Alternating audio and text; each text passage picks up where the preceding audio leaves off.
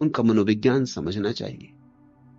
भूगोल तो तुम्हें बहुत समझाया गया है 3 लोकों का, कि पाताल है जमीन के नीचे, स्वर्ग है बादलों के ऊपर, और दोनों के मध्य में है ये मृत्यु लोक। यह सब तो बच्चों को समझाने की बातें। जमीन के नीचे पाताल नहीं है, अमेरिका है। अगर तुम खोदते चले जाओ, जहां बैठे हो वहीं से खुदाई शुरू करो, तो अमेरिका में निकलोगे। और अमेरिका के भी लोग सोचते हैं कि नरक नीचे, अगर खोदते चले आए तो यहां पूना में निकल आएंगे। यूरी गागरिन जब पहली दफा, रूस का पहला अंतरिक्ष यात्री, चांद से वापस लौटा, तो पता है लोगों ने उससे क्या पूछा? जो पहला सवाल ये पूछा, ईश्वर मिला चांद पर? क्योंकि कहानियां हैं कि ईश्वर चांद पर रहता। उसने कहा कोई ईश्वर नहीं। ईश्वर की तो बात छोड़ो, कोई आदमी भी नहीं, कोई पंडित पुजारी भी नहीं। उस महत्वपूर्ण घटना की स्मृति में मॉस्को में एक म्यूजियम बनाया। यूरी गागरिन जो भी कंकड़ पत्थर चांद से लाया था वे संग्रहित किए गए हैं।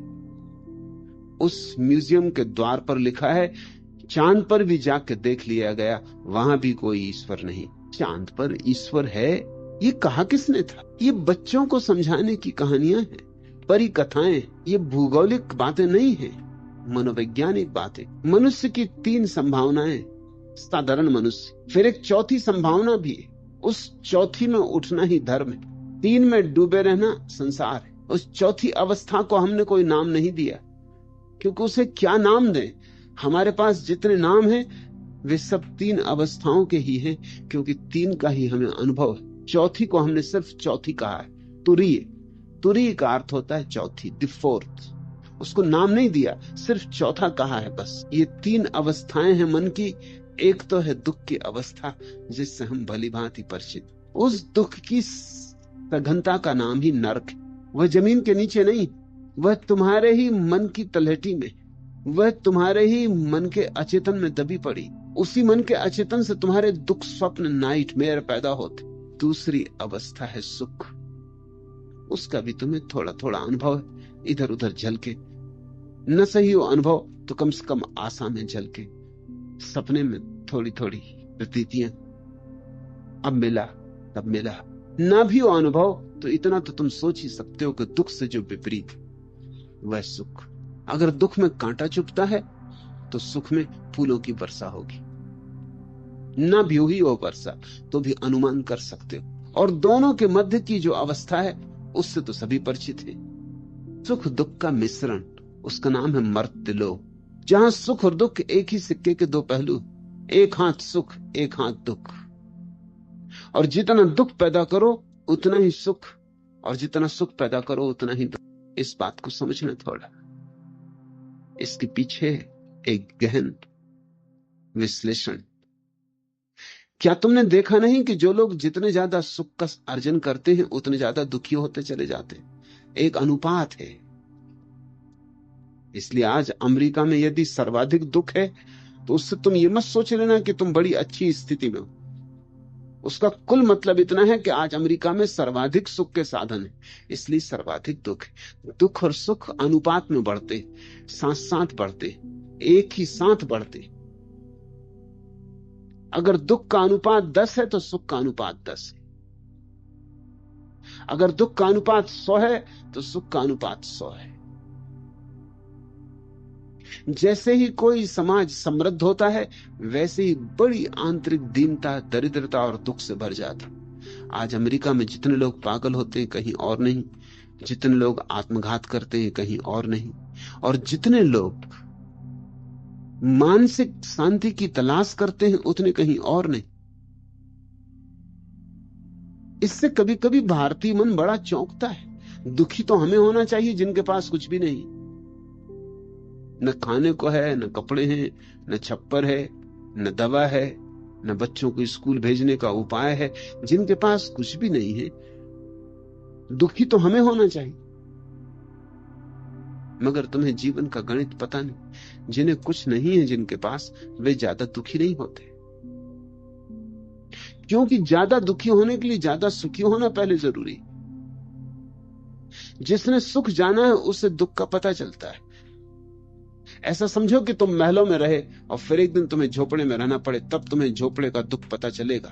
जो झोपड़े में ही रहा है सदा, उसे झोपड़े का कोई दुख पता नहीं चलेगा। जो सड़क पर ही सोता है, उसे सड़क पे सोने में कोई दुख पता नहीं चलता। लेकिन महलों से छीन के लाए गए लोगों को सड़क पर सोने को कहो, तब उन्हें दुख पता चलेगा। दुख की प्रतीति के लिए सुख की पृष्ठभूमि चाहिए, और इससे विपरीत भी सच है। बिना दुख की प्रतीति के सुख की प्रतीति भी नहीं होती। इसलिए जिन लोगों को सुख अनुभव करना है, वो कई तरह के दुख पैदा करते हैं अपने लिए, तब कहीं थोड़ा बहुत सुख अनुभव कर पाते।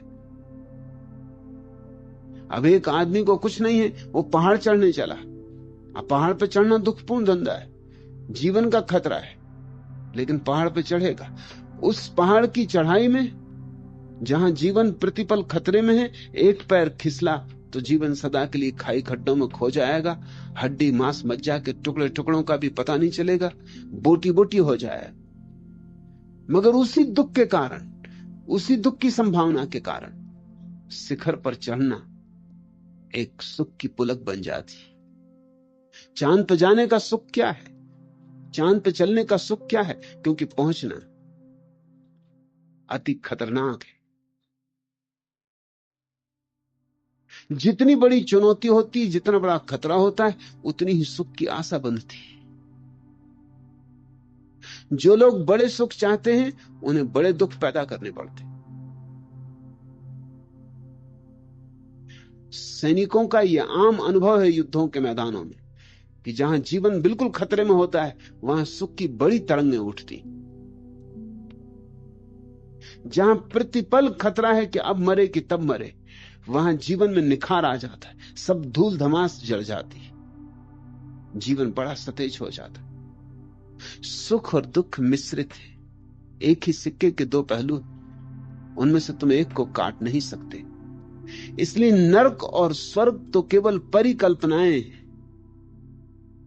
हमने दुख जाना है, दुख की ही जो पराकाष्ठा की कल्पना है उसका नाम नरक है।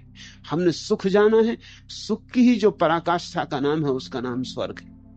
सुख का अर्थ है हमने दुख को बिल्कुल काट दिया अपनी कल्पना में और सुख ही सुख बचा लिया, और दुख का अर्थ है हमने सुख बिल्कुल काट दिया, दुख ही दुख बचा लिया। इसलिए नरक दुश्मनों के लिए, सुख अपने लिए, मित्रों के लिए, परिजनों के लिए।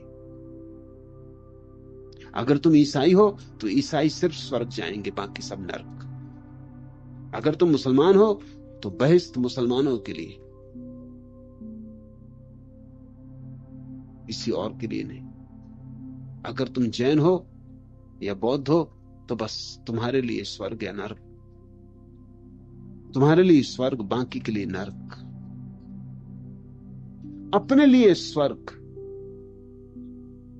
और शेष जो अपने साथ नहीं, उनके लिए नरक। ये मनुष्य की साधारण ईर्षा, जलन, वैमनस्य की वृत्ति, और इन तीन को हमने तीन लोक बना दिया है। दरिया कहते हैं तीन लोक के ऊपरे। अगर सच में सत्य की खोज करनी हो तो मन के ऊपर जाना पड़ता है, मनोविज्ञान के ऊपर जाना पड़ता है।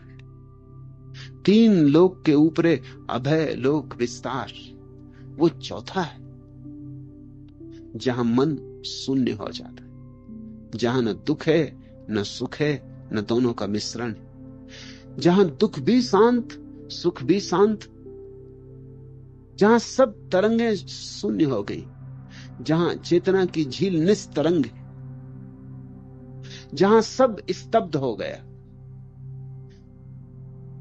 जहां कोई शोरगुल नहीं, न प्रीतिकर न अप्रीतिकर, जहां न कांटे हैं न फूल,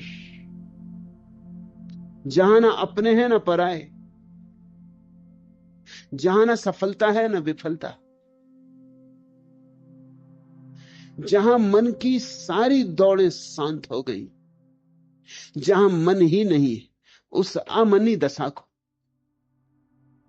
उस उन्मनी दशा को चौथी अवस्था कहा है, तुरिया कहा है। उसको ही पतंजलि निर्विकल्प समाधि कहते। जब तक विकल्प है तब तक समाधि पूर्ण नहीं। जब तक कोई भी विचार है तब तक समाधि पूर्ण नहीं। जब तक कोई भी अनुभव हो रहा है सुख का या दुख का, तब तक समाधि पूर्ण नहीं। जब कोई भी अनुभव नहीं होता, दर्पण तुम्हारी अनुभूति का बिल्कुल निर्मल होता है, चित्त वृत्ति निरोधा। जहां चित्त की सारी वृत्तियों का निरोध हो गया है वह दशा योग की। वहां तुम परमात्मा से मिलते हो। उस चौथी दशा में तुम परमात्मा हो जाते हो। तीन लोक के ऊपरे अभय लोक विस्तार, और वहीं भय मिटता है, इसलिए उसे अभय लोक कहा है। जो दुखी है वह भी भयभीत रहता है कि कहीं और दुख ना आ जाए। जो दुखी है वो भयभीत रहता है कि पता नहीं कब इन दुखों से छुटकारा होगा भी कि नहीं होगा। जो सुखी है वह भी भयभीत रहता है कि ये कितनी देर टिकेंगे सुख। अतीत के अनुभव यही कहते हैं कि सुख आते हैं चले जाते हैं, टिकते नहीं। तो जो सुखी है भय के कारण जोर से पकड़ता है, जो दुखी है वो हटाता है, मगर चैन दोनों को नहीं। जो सुखी है वो भी जानता है कि आज नहीं कल हाथ से छिटक जाएगा सुख, इसलिए पकड़ लो, चूस लो। मगर जितने जोर से तुम सुख को पकड़ोगे उतने जल्दी छिटक जाता है। सुख पारे जैसा है, मुट्ठी बांधी कि बिखर जाएगा, फिर बीनते फिरो पूरे फर्श पर और बीन ना पाओगे। और जिंदगी लोगों की बिखरे हुए पारों को बीनने में ही बीत जाती। और दुख को तुम जितना हटाओगे उतना तुमसे चिपकेगा। दुख से तुम जितने भागोगे छाया की तरह तुम्हारा पीछा करेगा।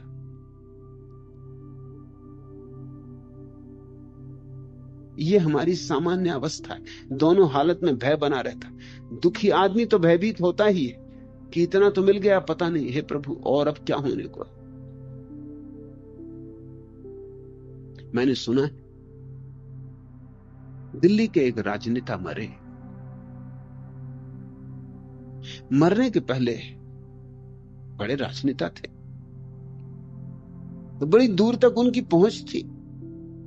मरने के पहले आंखें बंद पड़े थे, देवदूत आ गए और कहा कि मृत्यु करीब है। राजनेता ने कहा इतनी तो कृपा करो,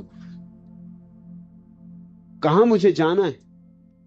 जाने के पहले मैं स्वर्ग और नरक दोनों देख लेना चाहता हूं ताकि चुनाव कर सकूं। बड़े नेता थे, चुनाव का हक होना ही चाहिए। देवदूतों ने कहा कि ठीक है। रुष्पत तो वहां भी चलती है,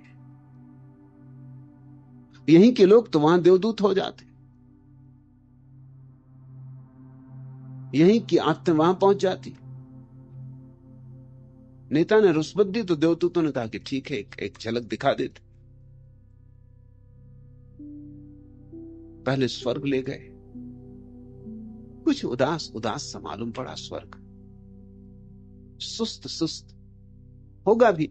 अगर तुम्हारे साधु संत स्वर्ग जाते हैं तो हो गई सुस्त। न वीणा बजेगी न बांसुरी बजेगी।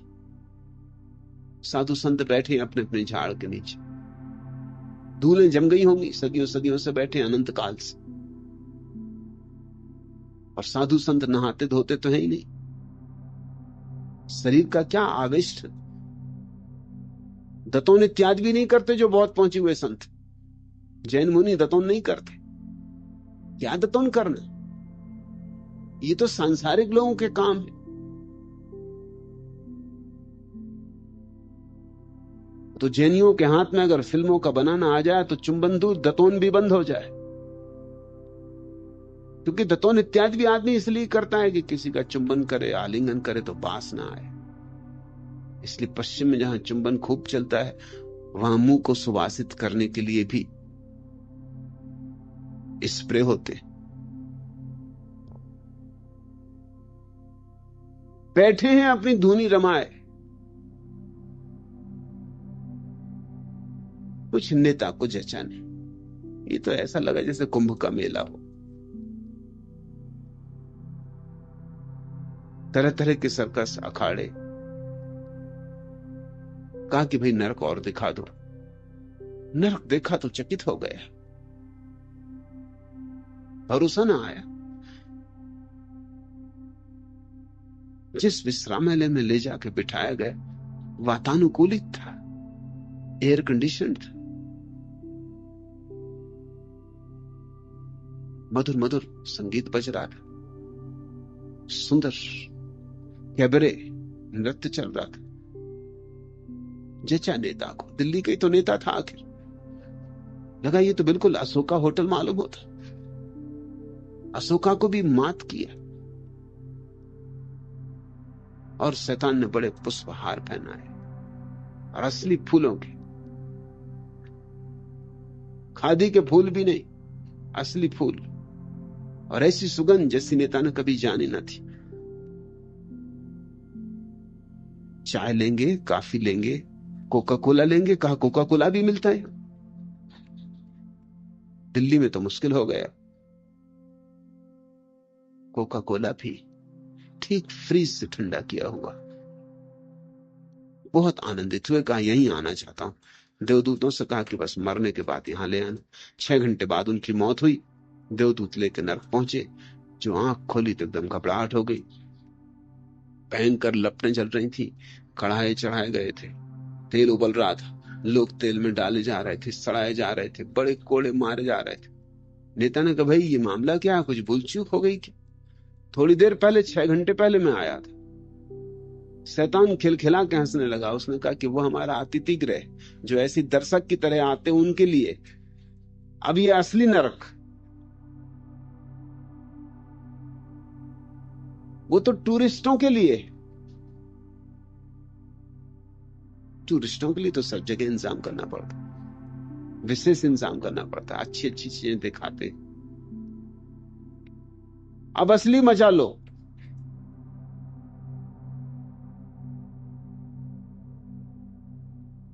मैंने एक और नेता के संबंध में सुना, वे मरे, सीधे नरक ले जाए गए। और कहीं तो नेता जा भी नहीं सकते। अगर नेता कहीं और जा सकते हैं तो फिर बाकी लोगों में से कौन नरक जाएगा? सीधे नरक ले जाए गए। लेकिन पुराने नेता थे, जाने माने नेता थे, काफी प्रसिद्धि थी, नरक के अखबारों में भी उनकी तस्वीरें छपती थी। तो शैतान ने कहा आप बड़े आदमी हैं, पहुंचे हुए हैं जगत में, आपकी बड़ी ख्याति है, इतना आपके लिए कर सकता हूं कि आप खुद ही चुन लें। नरक में कई विभाग हैं जहां आपको रहना हो। नेता ने इसमें भी बड़ी राहत ली कि चलो थोड़ा चुनाव की सुविधा है। एक जगह गए तो लोग कढ़ाओं में जलाए जा रहे, एक जगह गए तो लोगों को भयंकर कोड़े मारे जा रहे, एक जगह गए तो लोगों की छातियों में बड़े बड़े पत्थर रखे गए हैं और उनके ऊपर राक्षस कूद रहे हैं। ऐसी जगह जगह बड़ी घबराहट होने लगी नेता को कि इनमें से चुनना, कोई भी चुनना मुसीबत में पड़ना, ये सब एक से एक पहुंचे हुए उपद्रव हो रहे हैं। एक जगह जाके थोड़ा अच्छा लगा। लोग खड़े, यद्यपि स्थिति कोई बहुत अच्छी नहीं है, घुटने घुटने तक मलमूत्र भरा है, और घुटने घुटने मलमूत्र में खड़े लेकिन चाय पी रहे हैं। उन्होंने कहा कम से कम ये बेहतर है, मलमूत्र का तो ऐसा है कि चलेगा, और जिंदगी भर की आदत है मलमूत्र में ही तो रहे। राजनीति मलमूत्र के सिवा और क्या है? तो ये तो घुटने घुटने क्या, गले गले भी इसमें डुबकी मारी, ये तो ठीक, ये चलेगा। मगर चाय भी पी रहे हैं लोग और गपशप भी कर रहे हैं, ये जचा। उन्होंने कहा कि यही जगह मैं चुन लेता हूं। एक कप हाथ में थमा दिया गया, गरम गरम चाय, मलमूत्र में खड़े होकर पीने लगे, घुटने घुटने मलमूत्र में डूबे। और तभी एकदम से घंटी बजी और जोर से खबर आई कि बस अब सब लोग शीर्षासन करें। ज्यादा देर नहीं चलती ये बातें। नरक में चाय भी मिले तो जरा सावधान रहना कि जल्दी शीर्षासन कर रहे हैं। अब शीर्षासन घुटने घुटने मलमूत्र में।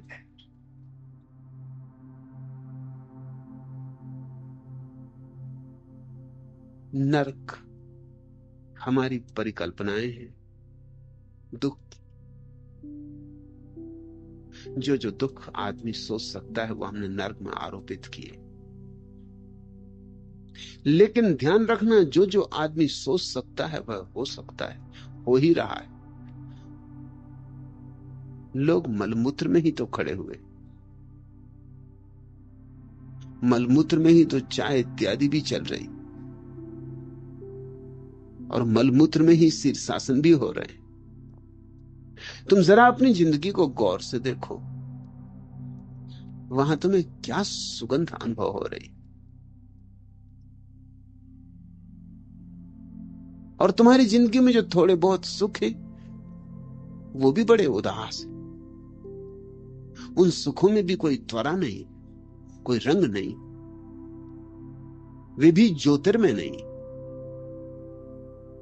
उन पे भी बड़ी धूल जमी, वे भी पुनरुक्तियां हैं।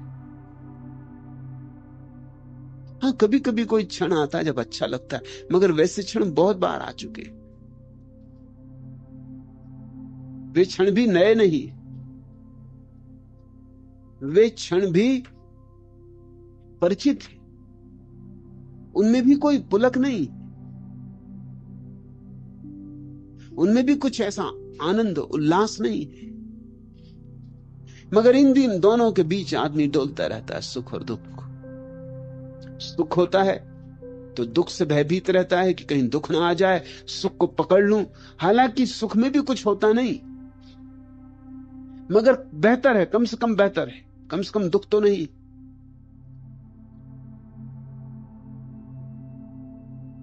एक धनी आदमी मर रहा था, तो उसने बेटे को बुला के पास कहा कि तुझे मुझे कुछ बात कहनी, एक खास बात कहनी, कि बेटा, धन से सुख नहीं मिलता। मैंने जिंदगी भर धन इकट्ठा करके अनुभव किया, धन से सुख नहीं मिलता। बेटे ने कहा जो भी हो, मगर धन की वसीयत मेरे ही नाम कर जाना। बाप ने कहा क्यों, तुझे मेरी बात समझ में नहीं आई? बेटे ने कहा मेरी बात बिल्कुल ही समझ में आ गई है मुझे, कि धन से सुख नहीं मिलता, लेकिन धन में एक सुविधा है, आदमी दुख चुन सकता है, जो भी दुख चाहिए वो ले। धन ना हो तो दुख चुनने तक की स्वतंत्रता नहीं रहती, इसका तो ख्याल करो। धन हो तो आदमी महल में दुख लेना चाहे महल में दुख ले, हिमालय पे जाके दुख लेना चाहे हिमालय पे दुख ले, स्विट्जरलैंड में लेना चाहे दुख तो स्विट्जरलैंड में ले, इस स्त्री का दुख लेना चाहे इसका ले, उस स्त्री का लेना चाहे उस स्त्री का ले। धन में एक सुविधा है, आदमी कम से कम दुख तो चुन सकता है अपनी मौज से। मगर धन पास में ना हो तो दुख चुनने तक की स्वतंत्रता नहीं रह जाती। तो बेटे ने कहा आप बिल्कुल ठीक कहते हैं पिताजी, कि धन से सुख नहीं मिलता, लेकिन एक बात मैं आपको याद दिला दूं, धन से आदमी अपने दुख अपनी मौज से चुन सकता है। शायद इतना ही फर्क है गरीब और अमीर आदमी में। गरीब को दुख चुनने की स्वतंत्रता नहीं है, अमीर को दुख चुनने की स्वतंत्रता है। मगर स्वतंत्रता है दुख चुनने की ही, ये भी कोई बड़ा फर्क हुआ, ये भी कोई बड़ा भेद हुआ।